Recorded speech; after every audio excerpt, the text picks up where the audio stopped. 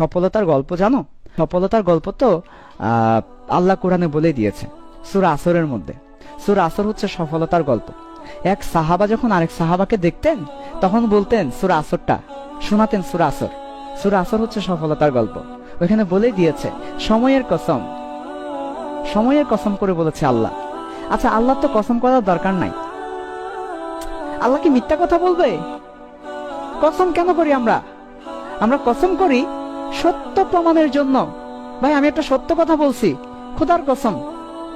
আল্লাহ তো মিথ্যা কথা বলবে না। আল্লাহ কেন কসম করবে? আমরা খোদার নামে কসম করি। খোদা কার নামে কসম করবে? আমরা স্বয়ং খোদার নামে কসম করি। খোদা, খোদা কার নামে কসম করবে? খোদা কসম করছে বস্তুর নামে, সময়ের নামে। খোদার কসমের অর্থ কি জানো? খোদা যখন কসম করবে, আল্লাহ যখন কসম করবে, যিনি প্রভু তিনি যখন কসম করবে, এ কসমের অর্থ হয় যে ওনার কথা মিথ্যা এটা আমাদেরকে বিশ্বাস করাচ্ছে এমন না। উনি কসম করার অর্থ উনি যার নামে কসম করবে ওই জিনিসটাকে দামি করে দেওয়া। তাহলে খোদার কসমের অর্থ কি? খোদা যখন কোনো কিছুর উপর কসম করবে ওই জিনিসটা দামি হয়ে যাবে। তো সূরা আসরে প্রথমেই কসম করছে সময়ের কসম। সময়ের কসম মানে সময়টাকে দামি করে দিয়েছেন, সময়টাকে দামি করে দিয়েছেন, সময়টাকে দামি করে দিয়েছেন। সময়ের কসম দ্বারা এটাই, সময়টা অনেক দামি। এখানে সময়ের কসম করা হচ্ছে। তারপর কি বলছে? সময় তো এই জীবনের সব। এই যে তোমরা বললা না ভাইয়া সময় পাই না, ভাইয়া সময় চলে যাচ্ছে, সময় অপচয় হচ্ছে, সময় গেলে আর হবে না, সময়ের 1 ফুট অসময়ের 10 ফুট, সময় গেলে সাধন হয় না, সব তো সময় দিয়েই। আরে পরীক্ষার খাতায় ভাইয়া বিশ্বাস করেন আর 2টা মিনিট টাইম কেন দিলেন না? আরে টাইম সব তো টাইম দিয়ে। ভাই আমরা আর 1টা মাস বেশি কেন পেলাম না? সব তো টাইম দিয়ে। এখানে সময় এত দামি। সময়ের কসম করেছে, সব সময় বলে দিবে। অনেকেই দেখবা তোমার ফ্রেন্ডরা সময়ের কারণে অনেক চেঞ্জ হয়ে যাবে, অনেক চেঞ্জ। সময় সবাইকে চেঞ্জ করে দিচ্ছে, সবই সময়। সময়ের কসম করেছে, সময়কে দামি করে দিয়েছে আল্লাহ। এরপর কি বলছে? এরপর তিনি বলছে মানুষ ক্ষতির মধ্যে আছে। তাহলে তুমি ক্ষতির মধ্যে আছো, তুমি ক্ষতির মধ্যে আছো, তুমি লস, তুমি ক্ষতিগ্রস্ত, তুমি লসের মধ্যে আছো। তোমার উন্নতি হচ্ছে না, তোমার অবনতি হচ্ছে, ডিমোশন হচ্ছে, তুমি ক্ষতির মধ্যে আছো। সবাই ক্ষতির মধ্যে আছে, মানুষ ক্ষতির মধ্যে আছে, শুধু তারা ছাড়া। তাহলে কারা ক্ষতির মধ্যে নাই, কারা লাভের মধ্যে আছে? আরে ভাই জানা দরকার না কারা লাভের মধ্যে আছে? কারণ কেউ তো যেছে লসে থাকতে চায় না, সবাই লাভে থাকতে চায়। আমি তোমাকে বললাম ভাই একটা কাজ করো, তুমি এই যে মনে করো ফর এক্সাম্পল আমি এই পাঞ্জাবিটা কিনেছি, মনে করো এই পাঞ্জাবিটা না, পাঞ্জাবির দাম বলা যাবে না, মনে করো আমি একটা জিনিস কিনেছি 200 টাকা দিয়ে। এখন আমি কি লস দিয়ে 100 টাকা দিয়ে বিক্রি করব না 300 টাকা দিয়ে লাভ দিয়ে বিক্রি করব? সবাই লাভ চায়, লস কেউ চায় না। তা আল্লাহ বলছে তুমি লসে আছো, শুধু তারা ছাড়া, তারা লসে নাই। তা আমাদের কি জানা দরকার নাই কারা লসে নাই, কারা লাভে আছে? আমরা কি চাই না লাভে থাকতে? আল্লাহ বলে দিচ্ছে 4টা বৈশিষ্ট্য আছে তোমার কাছে, তাহলে তুমি লাভে আছো। 4টা গুণ থাকতে হবে, তাহলে তুমি লাভে আছো। কি কি গুণ থাকলে তুমি লাভে আছো? একটা হচ্ছে বিশ্বাস করতে হবে, বিশ্বাস। ফার্স্ট কথা হচ্ছে বিলিভ করতে হবে, নো লজিক। আল্লাহ বলছে তুমি লজিক দিও না, বিলিভ করো। লজিক দিয়ে শয়তান বিতাড়িত হয়েছে, আগে একবারে কথা বলেছি। তুমি দেখো ভালো করে শুনো কথাটা।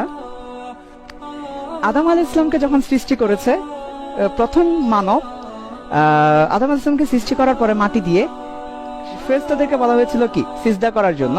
তখন সব ফেরেশতা করেছে, একজন ফেরেশতা ইবলিস করে নাই।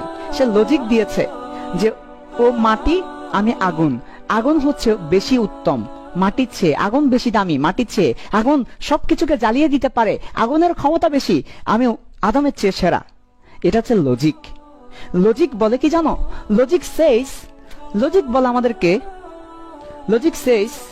লজিক আমাদেরকে বলে আগুন পাওয়ারফুল, তাহলে আগুনটা পাওয়ারফুল দেন মাটি, তাহলে লজিক আমাদেরকে বলে আগুন গ্রেটার দেন মাটি। This is logic. বাট আল্লাহ বলে আই ডোন্ট লাইক লজিক।